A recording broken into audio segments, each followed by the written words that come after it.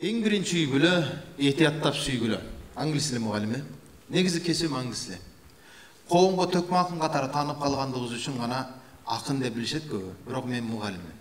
Алдыңарда шығып сөйлеп отқан болсам, мұғалімдік вазипамды атқарып сөйлеп отам, ұнытпағыла. Интернетте башқа жақта сабақ беріп отқан болса, алда мұғалімдік вазипамды атқарып, ағартушылық қылып қана сабақ беріп отам, мұны ұнытпағыла. Осондықтан, ақындығыңды эле кылбайсың деп урушпагыла. Мұғаліммен, мұны ұнытпағыла. Мұғалімдікті таңдайсың бе, же ақындықты десече, ақындықты 6 секунд ойланып отырбай түртіп қоямын, маған мұғалімдік маанилүү. Мұғаліммен, ұнытпаңыздар. Олантан, достар, семинардың эмне кереги бар? Ушунун ордуна ырчыларды чакырып деле Арузатка кайрымдуулук концерт өткөрсөк болмокта. Бирок достор, ырдап бийлеп секире берип жетишеттир эми. Тойго дале бартасың, ырдап бийлеп атасың, жеп ичип атасың, бирок эч кандай руханий азык алган жокпуз. Эч кандай сабак албай атабыз. Ошондон келиңиздер, мына нерсени атайын уюштурдум. Могу жерге ырчылар тизип койсом болот. Оштого толтура ырчылар, толтура башкалары бар. Төкмакын шакирттерим да бар, тургузуп койсом болот эле. Бирок эң негизгиси сабак, руханий азык алалы. Мана ошол үчүн чакырдым. Колуңардагы телефонду азыр кечинде зарядка сайбасаңыздар, мынау телефонду эртең колдоно албай каласыз. Телефон да өчүп калбасын деп зарядтап турасыз күн сайын. Жолдо да өчүп калбасын деп кошумча powerbankтерди сумкаңызга ташып жашап атасыз. Телефон өчпөсүн деп. Дал ошондой эле адамдын өзү да өчпөш керек. Адам да зарядка муктаж. Адам да руханий муктажбыз. Адам өзү дене менен рухтан турат. Денең жеп аткан тамакка тойсо, рух момундай алып аткан сабакка тоет. Мана ошондон достор, биз денебизди бир күндө 3 маал тамактанып тойгозуп атабыз. Бирок жок дегенде 3 барак китеп окуп, руханиятты тойгозгон жокпуз, ачка калып кетти. Мана ошондон азыркы семинар дал ошондой руханиятыңарга азык болсун. Достор, баняга кирген менен банядан чыккан адамдын айырмасы болсун. Баняга кир адам кирип, кайра жуунуп, тазаланып чыгат. Эгерде кир бойдон чыкса, мына кишинин башы иштебей эмне эле деп көргөндөр таң калат. Дал ошондой эле достор, мына семинарга кирген менен бир аздан кийин чыгып бараткан кишинин айырмасы болсун. Өзүңөргө керектүү бир маалымат алып чыгыңыздар иншалла. Жана уккан менен биргеликте жашап көрсөтүп, башкаларга да жеткире турган болгула. Эмне үчүн мен үйлөнөм десең ук мени деген семинарды коюп атам. Көп тойлордо кызмат кылып калам. Той бүткөндөн кийин 2 жашты чакырып жанымача, "Ай, иним, бери кел. Азыр үйгө барганда момундай кыласың." деп той алдындагы баланын, кыздын аткара турган иштерин айтам. Барып 5 вакыт намазыңдан казаларын оку, дааратыңды ал, кошумча нафил намаз оку, Аллах Тааладан перзент дуа тилеп, анан чогуу бирге бол. Азыр арак ичкен болсоң, бүгүн аялың менен чогуу болбогун. Мына денеңдеги арак нерсе менен болбо. Баягы балдарга кеңеш берем да, дааратыңды ал, дуаңды кыл, Аллахтан перзент сура. Ошентип отурсам, 3 жыл мурда бир жигит ушундай кеңеш берип атсам, "Эй, деспайке, не переживай, биздин иш давно бүткөн" дейт. Ошондо байкадым да, таң көрө. Көрсө биз адам неке менен эмес, зына менен кийин үйлөнүп, болор иш болуп бүткөндөн кийин, бала бүтүп калгандан кийин элге шерменде болбой эле үйлөнүп калалы деп үйлөнүп аткан бир коомду да тарбиялап аткандай экенбиз. Жан дүйнөм аябай талкаланды.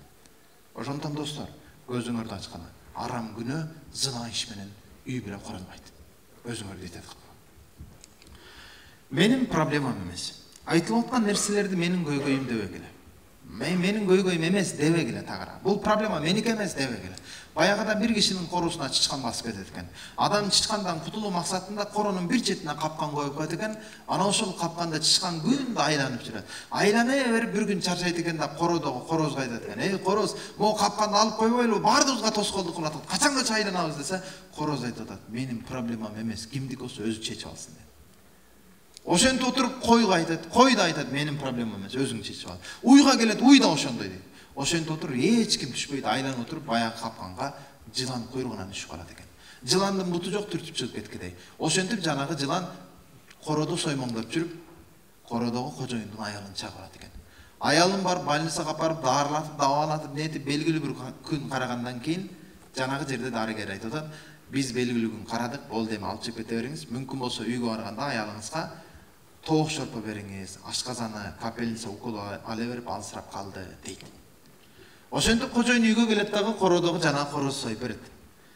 Баланчанын аялы больницадан чыкты, жүргүлө көрүп келели, билип келели деп отуруп, "Кой, элдин баары келип атса, ушул койду союп, кичине Кудай өткөрүп коеюн" деп койду соет дейт. Ошентип отуруп анан баягы аялдын денесиндеги уу толук тарабаган экен, кетпеген экен. Дүйнөдөн көз жумду дейт. Айла жок бул ирет, карашына уйду союп берет. Эң маселенин кызык жери, урматтуу жаштар. Menim problemam emес деген ушул үчөө болчу да бая. Үчөө тең өлдү, проблема меники деген чычкан эмигече тирүү жүрөт.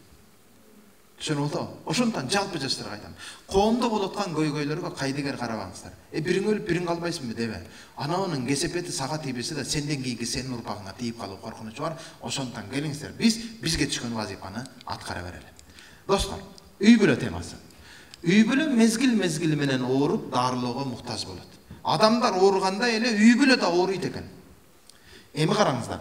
Эгерде өз убагында кийлигишпесе, айрым үй бүлөлөр карлык жашына жетпей калышы ыктымал. Үй бүлөнү сүйүү, урматтоо жана мээримдүүлүк, ынтымак сактап калат. Mana ошондон үй бүлө өтө маанилүү. Өз түгөйү менен, үй бүлөсү менен келгендер барбы? Могу жерге кол көтөрүп коңуздар. Келинчеги менен келгендер, күйөөсү менен келгендер барбы? Мейли жок экен, келиптир бирөөсү. Машалла, ошол түгөй бизде бир жүп түгөйүбүз бар экен, үй бүлөсү менен келгендер. Бактылуу болсун, көп балалуу чакал болсун, бир кол чаап коңуздар. Кош келиңиздер. Достор, өзгөчө суранып. Үй бүлө. Үйлөнүп коюш оңой эле. Үй болуп кетиш кыйын. Bir gündük toyun menen maqtanbay, bir ömürlük жашооң менен мактан. Bir ömürlük жашоо маанилүү биягында. Тоюңа мага койсо президент келип атсын. Bir gündük той өтөт кетет. Көңүл бура турган нерсе. Караңыздар, үй бүлө уруш гана эмес. Үй бүлөдө дем алып, эс алып, күч алып, энергия менен эртең күнгө үмүт менен чыга турган жер болуш керек. Тилекке каршы бүгүн үй бүлөлөр уруш гана, жаңжал гана айланып кетти. Үй бүлөдө эс алыш керек болчу. Достор, эң биринчи мына 3 бурчтукка караңыздар. Ар бириңиздерди суранам. Көңүл бура турган нерсе. Эгерде эркек менен аял Аллах максатында үйлөнө турган болсо, анда мунул экөө эки жактан бир Аллах үчүн көтөрүлгөндө ортосундагы аралык жакындай берет. Көрдүңөрбү? Аллах разычылык үчүн үйлөнө турган болсо, ортосундагы аралык мына 15 жылда 25, 40, 60, 70 бири-бирине жакындай берет. Тагырагы убакыт өткөн сайын эркек менен аял бири-бирине Аллах разычылык үчүн үйлөнгөн үчүн бири-бирисиз тура албай калат. Убакыт өткөн сайын бири-бирине жакындашып, бири-биринин сөзү менен эмес, көзү менен маектешкен аталарыбыз бар эле. Азыр деп момундал. Биз сөзүңдү түшүнбөй турган бир заманга келдик кой. Азыр аялыңа көзүң мынтип көрүңдү. Не дейсиз, айтпайсызбы, жырабай дейт да сага. Ошондой бир заманга келдик да. Ошондон урматтуу жаштар, өзгөчө суранып кетем. Үйлөнүш максаты нафсинин каалоосу эмес, шахваттын жыргалчылыгы эмес. Болоруш болуп бүтүп ананын боюнда болуп калды, айла жок деп баягындай бир балекет менен үйлөнүш эмес да. Үйлөнүштүн эң негизги максаты Аллах парыз буйругандыгы үчүн үйлөнүлөт. Караңыздар, бактылуу үй бүлөдө эрдин да, аялдын да айтканы болбойт. Ал үй бүлөдө эң биринчи Алланын айтканы жана пайгамбардын аткарганы болот. Көрдүңүздөр, кандай сонун үй бүлө. Ан үчүн бактылуу үй бүлөнү куруш үчүн алгач өзүбүздүн илим алышыбыз абдан маанилүү. Мен өзүм бойдок кезимде сиздерге окшоп, момундай отургузуп бирөө мага сүйлөп берген эмес да, азыр өкүнөм да. Булардын баардыгын өз жашоомдо жоон терим менен жашап, көрүп, баардык нерсени турмуштун тажрыйбасы менен китептерден башкадан окуп, изденип окуп, анан билгенимди сиздерге эртерээк айтып калайын деп сиздерди чакырып отурам. Момундай семинарларды буюрса көпкө уюштурарбыз насип кылса. Олантам. Башталат бар майдадан, байкабай таанымайды адам дедим. Урматтуу айымдар жана мырзалар, бул семинарда бизге тиешелүү бардык маселенин майдасынан чоңуна чейин токтолобуз. Үйдөгү жаңжалдын көбүнө майда нерселер себеп болот чындыгында. Ар бир үй бүлөнүн урушу ар түрдүү да, бирок бактылуу үй бүлөлөрдүн формуласы окшош эле, бирдей эле. Бактысыз үй бүлөлөрдүкү ар түрдүү. Кээ бирөө жөн эле лайк басып койгон үчүн урушуп кетип жүрөт да. Неге лайк бастың анага дейт, болду чүмө. Ошо менен урушуп жүргөн болот. Кээ бирөө үйгө келсе бир чыны жуулбаган болот, ошо менен урушуп жүргөн болот. Монусунан ар түрдүү бактысыз үй бүлөлөрдүн формасы бактылуулардыкы бардыгы бирдей. Бирок бүгүнкү күндө үй бүлөлөрдүн көбү карасаңыз, сырттан карасаңыз бардыгы бактылуу болгондой көрүнөт, ичине кирип барсаңыз ириңдеп кеткен, бардыгы бактысыз. Ana ошондой болуп жашап аткандайбыз. Ошондон келиңиздер, кожо көрсүн үчүн, сырттагы бирөөлөр үчүн жашап аткандайбыз да. Жок, өзүңөр үчүн жашашты үйрөнгүлө биринчи орунда. Өзүң үчүн, үй бүлөңдү өзүң үчүн курдуң. Үй салсаң да бирөөнү мейманкана кыласың, бирөөлөр келип калсам эмне болот? Бирөөлөр келип, бирөөлөр менен эмне ишиң бар? Биринчи өзүңдү ойлочу. Өзүңдү ойлочу. Murдағы zaman өтіп кетті азыр. 3 комнат үй қылайын, 4 комнат үй, мейман кеп қалса мына үйде жатады. Мейман кеп қалса деп жаныңды беріп қиналып өліп кетейін деп атасың ғой. Азыр мурдағы меймандар жоқ, азыр келіп үйінде жатып кетер. Бишкектен келсе де 1 саатта қайра ұшып кетіп атады да. Өзің үшін жашашты білбейсің да. Ар біріңден сұранам, ең бірінші өзің үшін. Мейман келсе де мейманға соның жер жаңғақ, пісте, бадам, мейіздерді қойсын, өзің балаң жеген емес ананчы. Өзің үшін жашап көр бірінші. Мейман үшін деп залды жауап қойсын. Мейман келсе баяғы залды açasın. Өзің отырған бұяқта чачыранды үйің бар, аяққа кірбесін. Мейман келсе прямо залды açасın. Мейман кіреді. Мейман кірген келсе сенің балаң қоша кіреді баяғы залды. Мына біздің үйкен да өйді. Деп жүр. Мейман келгенде тек залды көреді да байқұсшы. Ошондон ары бірің ой, мейманды қоя тұр. Ең бірінші өзің үшін жашашты білген.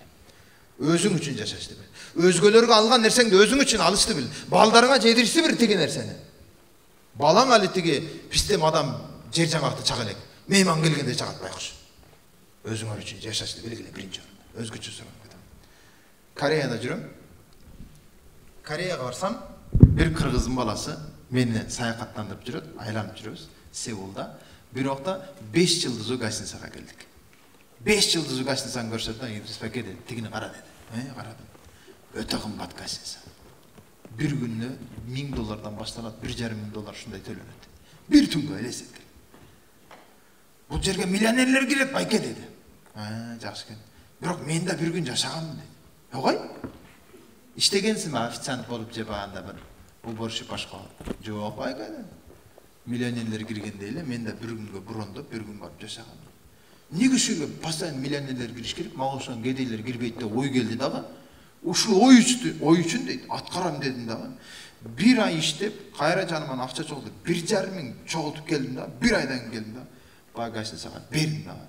Bir gün өзімді миллионерлердей сезіп жашадым ақады. Ой, жинде. Бір молодец екенсің дедім. Аппақ халат кидім байке дейді. Аппақ халат. Гостиница айнек дейді, алдыңда бүтіндей Сеул көрініп тұрады дейді. Кнопканы bir бассаң, yes please, what do you want дейді. Қызматкерлер келеді дейді. Ака дейді, bir тепсе, bir тиын шықпай жөнтөгімен дейді. Зато дейді, bir күн миллионерлердей өзім сезіп жаттым ака, не дейсің деді. Молодец екенсің, 5 бер молодец. Өзіңе сұрай беріп қой. Өзіңді бір күн болса да миллионерлердей сезіп жашағаныз. Жүдіп қақы ойламауын жүре бербегілечі айнаға. Бүрі үшін жоңға, өзің үшін жашашты білгілечі. Өзіңдің ақыретің Аллахқа жаға тұрғандай қарап тұрып, мында бір жашашты үйрен көречі. Оны өзгөчө сұрам кәдім. Оланда. Мекен үй бөлөдөн башталды. Мекенге қызмат қылам, мекенімді сүйем деген еркектер жана аялдар алғач үй бөлөсүнө қызмат қылсын, үй бөлөсүн сүйсін. Анткени Алатоо 7 областан тұрады. Алатоо 7-ге бөлінбейді, 7 областан тұрады. Қандай елі адам баш, көз, құлақ, мұрындан тұрғандай елі, Алатоо да 7 областан тұрады. Областарың райондон тұрады. Райондорың айыл өкмөттерің айылың көчөң бар үйден тұрады. Демек, Алатоо үй бүлөдөн башталады. Алатоого қызмат қылам деген ар бириң алгач үй бүлөңө қызмат кылып ал.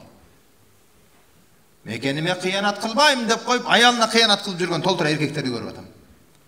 Еліме қызмат қылам деп қой, еріне қызмат қыла албаған толтыр аялдарды көріп атам. Ошондон достар, мекен үй бүлөдөн башталат. Үй бүлөсүн эптей албаган кишилер мекендин да жүгүн эптей албай барат. Унутпагыла. Мына ошол жоопкерчилик сезели. Мурдагы ажырашуулардын себеби материалдык жетишсиздиктен, психикалык оорудан, жубайлардын бири-биринин жашоосуна коркунуч келтирүүсүнөн улам ажырашкан. Азыркы ажырашууларга таң калам, эркек аялдын милдеттерин билбегенден улам ажырашып атабыз. Атанын вазипасын билбегенден улам ажырашып атабыз. Апанын милдетин вазипасын билбегенден улам ажырашып атабыз. Азыркылар ачкачылыктан ажырашкан жокпуз. Жокчулуктан эмес, биз токчулуктан ажырашып атабыз. Жокчулук болгондо ресторанда тоюз өтпөйт эле да. Ошондон урматтуу жаштар, айрыкча үйлөнүүгө жашы жетип калган балдар, кыздарыбыз үй бүлө жөнүндө ойлонуп, турмушка өздөрүн даярдаштын ордуна TikTok гиф тартып кыйшаңлап бийлеп, каяктагы сойкудай жарын жылаңач кийимдер менен интернетти басып алып жашап отурабыз. Ошондон достор суранам, өзгөчө көңүл бөлгүлө. Оланда. Бири-биринин көзүнө чөп салуусу, зынанын зынданына туткун болуусу. Үйлөнүүдөн негизги максатта зына кылбаш үчүн үйлөнүп атабыз. Үйлөнүүдөн негизги максаттардын бири да башка бирөө менен арам күнөө иш кылбаш үчүн үйлөнүп атабыз. Бирок тилекке каршы көп эркектер таң калам. Аялы бар боло туруп, башка аялга тиктеп, аялы бар боло туруп, башканы чоочундун койнунда жаткан эркектерге таң калам. Дал ошондой эле аялдарга деле. Bugün ayallar erkeklerden aşağı ötüp kettik. Ayalın var, güyüğün var bolup turup başka günöөгө kömülüp yaşadığız. Allah şundan saklasın. Demek aram günөөдөн ehtiyat bolуу üчүn, zinadan ehtiyat bolуу üчүn üylөнүp atabыз. Nafsinin şahvattın kaloosu üчүн emес da. Biz üylönsök da kayra nafsinin kulu olup başkalarının arkasından жүрүп atpайбыз. Mana ошол жер чоң катабыз болот. Урматтуу жаштар, üylөнүү тагдыр. Ал эми талак бериш бул чечим. Чечимди өзүң кабыл алып, анан тагдырга шылтоодобогун, жигиттер. Unutmаңыздар. Үйлөнгөлө жана коркунучтуу себеп болбосо ажырашпагыла, анткени ажырашуудан Аллахтын отурган аршы титиреп кетет, деди Аллах Таала. Ошондон ажырашуудан Аллах сактасын. Өзгөчө бул жерде көңүл бура турган нерсе, аял күйөөсү менен сыналат, күйөө дагы аялы менен сыналат. Бири-бирибиз менен сыналып турабыз сөз. Бул да сыноо. Унутпагыла жаштар, идеал эркек жок жашоодо. İdeal ayal da çok yaşadı. İdeal erkek menen ayal al kinoda, jomokta, multfilmde болады. Boldu. Yaşadı çok anda erkekler. Yaşadı çok. İki jartı bir bütün bolosun. Demek biri-biringdi toluktayısın. Biri-biringdi bolborumu bolturup jandyröөгүңдү толтуруп жашайсың. Болду ошол эле. Ошондон тиги агат минген принцти күтүп отура бербегиле кыздар. Akıl kara çaş dep jomokto жазылып кеткен жанагы акылман аялдарды карап отура бербегиле жигиттер. Жок идеал аял. Жок идеал эркек. Унутпаңыздар. Бар жагынан төп келген аялда жок.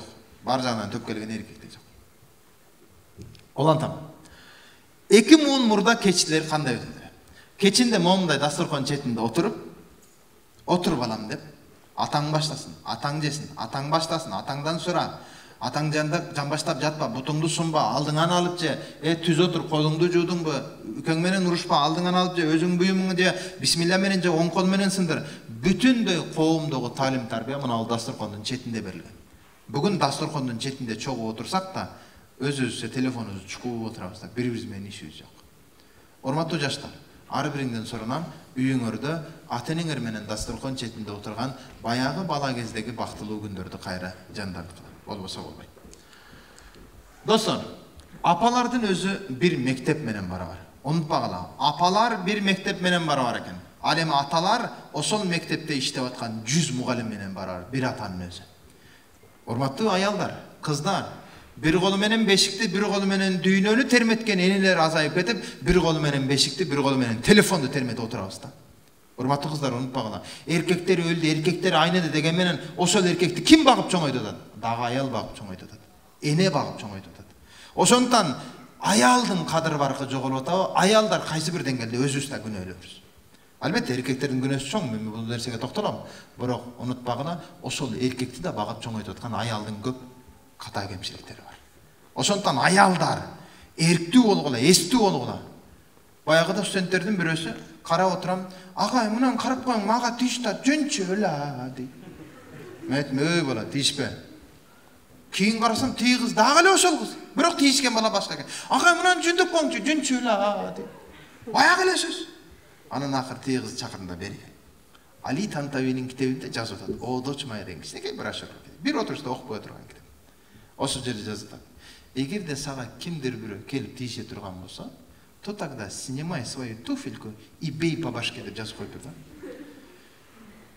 Сен ошентип тийишкен балага туфлиңчи эрип турган былжырган акмак мал көкме, сенде эжең башың бардыр, акмак өлүп калыр деп туруп уруп көргөн, ана сага экинчи тийише берген. Тийишпейт да. А сен тийише турган кылып атып берип атасың да. Жөнчү эле, бул деген сөз. Тийишчи мага жагота деген сөз да. Ошондон күнөө баары бир кайра келип кыздардын өзүндө да. Sen тийишкендей мамиле кылып, тийишкендей кылыктанып, привет деп отурсаң анан ким тийишпесин сага? Кыздар өзүстө күнөө бар. Анан эмне болдук?